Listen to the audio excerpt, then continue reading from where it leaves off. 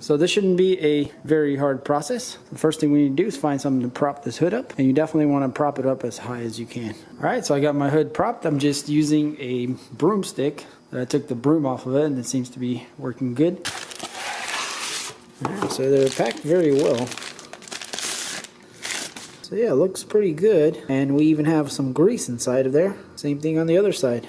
And they're very strong because I can't even push them together, so that's a good sign. Okie dokie, so now that we have our struts, let's go ahead and take off the old ones. So we're going to do one at a time.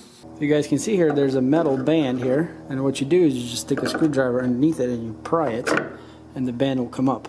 And then that should cut it loose from the ball. And it's the same way on the bottom.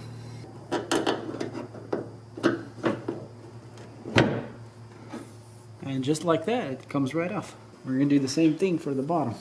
Let's pry it. Okay, that one just came off completely. And then it just pops right off. Pretty simple. So here's our new strut.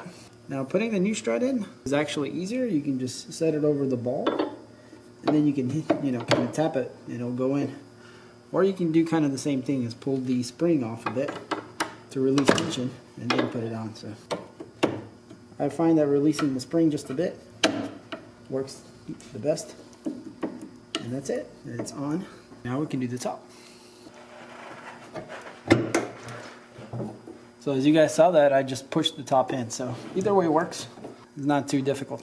So we got the driver's side on. Now we need to do the other side. But I think since we got one good shock, we can go ahead and remove the prop, and you guys can see that even one good shock will hold the hood. So I'm going to go ahead and quickly do this side, and that's basically the extent of changing the struts. Alright, so the other strut is in and it's all good to go. So as you guys saw, that's a very simple project and anybody pretty much can do it themselves. All you need is a flathead screwdriver and the problem is solved quickly. So let's go ahead and try to shed it.